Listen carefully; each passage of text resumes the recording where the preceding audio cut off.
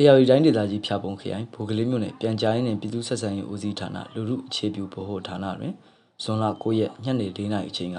တွဲလွန်တော်ကွေးကာကွယ်ရေးအသိပညာပေးတော်ရှိုးကျင်းပဆောင်ရွက်ခဲ့ပါတယ်။အဆိုပါတော်ရှိုးတွင်မြို့နယ်ပြည်သူ့ကျန်းမာရေးဦးစီးဌာနကျန်းမာရေးအစစ်1ဒေါ်အေးမြမွန်နှင့်မြို့နယ်ပြန်ကြားရေးနဲ့ပြည်သူ့ဆက်ဆံရေးဦးစီးဌာနဦးစီးအရာရှိဒေါ်ခေဝဝေမြင့်တို့ပါဝင်၍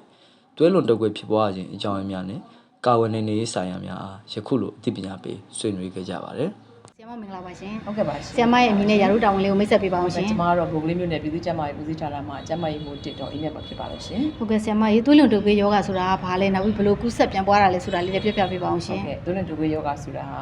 ဒန်ဂီဗိုင်းရပ်စ်ကြောင့်ဖြစ်ပွားပြီးတော့ပြန်ပွားပုံကြတော့ဒန်ဂီဗိုင်းရပ်စ်ကိုတည်ဆောင်တဲ့ AD ချင်းကြားကိုက်ခံခြင်းမှာကူးဆက်ပြန်ပွားပါတယ်ရှင် ဟုတ်ကဲ့ချင်းပေါက်ပွားနိုင်တဲ့နေရာတွေကိုလည်းပြပြပေးပါအောင်ရှင် ဟုတ်ကဲ့ရှင်ချင်းပေါက်ပွားတဲ့နေရာတွေကရေကြီးရေတန်းနဲ့ရေငိမ့်တဲ့နေရာတွေနောက်လူတို့တူလောင်ထားတဲ့ရေတင်နိုင်တဲ့နေရာတွေနဲ့ချင်းမတဘာဝအလျောက်သူကပိုးမိုးရေတွေတင်နိုင်တဲ့နေရာတွေချင်းမအကောင့်တီသူက9ရက်ကနေ10ရက်ခန့်တီသူကအသက်တန်းရှိပါတယ်နောက်ချိန်ကြိုက်တဲ့အချိန်တွေကျတော့နေ့အချိန်မှာပိုအကတ်များပြီးတော့နေ့နက်နဲ့အာယုံတက်ချိန်မှာနေထွက်ချိန်တစ်ချိန်ရဲ့ညနေနေမွေတဲ့အချိန်မှာသူကအကတ်များပါတယ်ရှင်ချင်းရဲ့ပြန်တန်းနိုင်တဲ့အချိန်တွေကမီတာ900အတွင်းမှာမီတာ300အတွင်းမှာပြန်တန်းနိုင်ပြီးတော့သူ့ရဲ့ဒီအယောင်လေးအနက်ရောင်လို့သူကပို့ပြီးတော့သဘောကျပါတယ်နောက်ပြီးတော့ချင်းရဲ့ယောဂဖြစ်နိုင်တဲ့အသက်အရွယ်မြေကြားမမြေလူမျိုးမြေဖြစ်တတ်ပြီးတော့သူတို့နေပူမိုးတပြိုင်နဲ့ဆွဆိုတဲ့ထိုင်မှန်တဲ့ရာသီကိုချင်းကပေါ်ပွားလေးရှိပါတယ်ရှင် ဟုတ်ကဲ့ရှင်ဒီသွေးလွန်တုပ်ကွေးယောဂလက္ခဏာတွေကိုလည်းပြပြပေးပါအောင်ရှင် သွေးလွန်တုပ်ကွေးယောဂလက္ခဏာသူကရုတ်တရက်လက်တလောသူကဖျားမယ်ပေါ့နော်နောက်သွေးယူစီမှုလက္ခဏာတွေတွေ့ရမယ်သွေးယူစီမှုလက္ခဏာတွေကကျွန်တော်တို့ဒီမှာဒီ health test ဆမ်းမယ်ဆိုရင် positive တွေ့မယ်အနီစက်ကလေးတွေတွေ့မယ်အရေပြားပေါ်မှာအမဲရောင်အကွက်ကလေးတွေပေါ်မယ်တဖုံးတွေမှာသွေးယူစီးတဲ့လက္ခဏာတွေပူလန်းကြောင်းမှာသွေးယူစီးတဲ့လက္ခဏာတွေကျွန်တော်တို့တွေ့ရမယ်နောက်တစ်ခုကညာဘက်နံရိုးအောင်ပေါ့နော်အဲ့ဒါတွေနာကျင်မဲ့အောက်မဲ့ဖြစ်ပြီးတော့သူကအဆင့်၄ဆင့်ရှိတယ်ပေါ့နော်ညီမတို့နံပါတ်1အဆင့်ကြတော့ဒီ health test ဆမ်းမဲ့ hit ဆိုလို့ရှိရင် positive တွေ့မယ်ဖျားတာနဲ့သူက grade 1ပေါ့နော် grade 1လို့ခေါ်ပြီးတော့ grade 2ကြတော့အဲ့ဒီ grade 1နဲ့အတူတူမှာသွေးရည်စီးတဲ့လက္ခဏာတွေကျွန်တော်တို့တွေ့ရမယ်။နောက် grade 3ကြတော့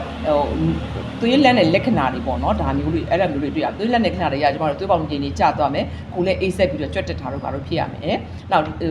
grade 4လို့အဆင့်ကြတော့သူကလုံးဝသွေးလန်သွားပြီပေါ့ short ဖြစ်သွားပြီပေါ့နော်အဲ့ဒီသွေးပေါင်ကိုလုံးဝကျသွားပျော့ခွေပြီးတော့ခဏမြေဖြစ်ပြီးတော့ကလေးဟာအသက်ဆုံးရှုံးနိုင်တဲ့အခြေအနေဖြစ်ပါတယ်အဲ့ဒါလက္ခဏာတွေများဖြစ်ပါတယ်ရှင် ဟုတ်ကဲ့ကာကွယ်နိုင်တဲ့နီလန်းလေးတွေကိုလည်းပြပြပေးပါအောင်ရှင် ကာကွယ်နိုင်တဲ့နီလန်းတွေကဆိုကျွန်တော်တို့ပြည်သူကနေကာကွယ်ရမှာနဲ့ကျွန်တော်တို့ဝန်ထမ်းလုပ်ရမှာတွေပေါ့နော်ပြည်သူတွေကြဘာတွေကာကွယ်ရမလဲဆိုကျန်းမာရေးအသိပညာပေးတဲ့ဟာကိုနားထောင်ရမှာပဲနော်နောက်တစ်ခုပတ်ဝန်းကျင်တန်ရှင်းဆောင်ရမှာပတ်ဝန်းကျင်တန်ရှင်းဆောင်ရမှာဆိုကျွန်တော်တို့ဒီဖုံးသွန်လက်စင်နဲ့အိမ်တွင်းအိမ်ပြင်တွေကျွန်တော်တို့ရှင်းလင်းရမှာပေါ့နော်အဲ့ဒါလည်းနောက်တစ်ခုဒိုးရေးတန်ရှင်းကာကွယ်ရမှာပေါ့နော်ဒီကိုလိုကာဝယ်ရမယ်ဆိုလို့ရှိရင်ကျွန်တော်တို့အင်ဂျီလက်တွေဘောင်းမီရှည်တွေ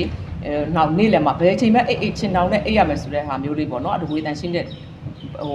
ကာဝယ်လုပ်ငန်းတွေလုပ်ရမယ်နောက်ဒေသခံအဖွဲ့အစည်းနဲ့ပူးပေါင်းဆောင်ရွက်မှာပေါ့နော်ဒီသွေးတွေဖြစ်မယ်ဆိုရင်တူဦးတယောက်တည်းနဲ့မရပါဘူးရမ်းရဖနဲ့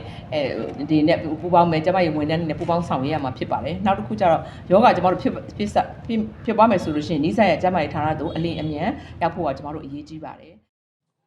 ဒီသတင်းကိုပေးပို့တင်ဆက်တာကတော့ဗိုလ်ကလေးမျိုးနဲ့ပြန်ကြားရေးနဲ့ပြည်သူ့ဆက်ဆံရေးဦးစီးဌာနမှာကျွန်တော်မိုးဆက်ဗိုလ်ကလေးဖြစ်ပါတယ်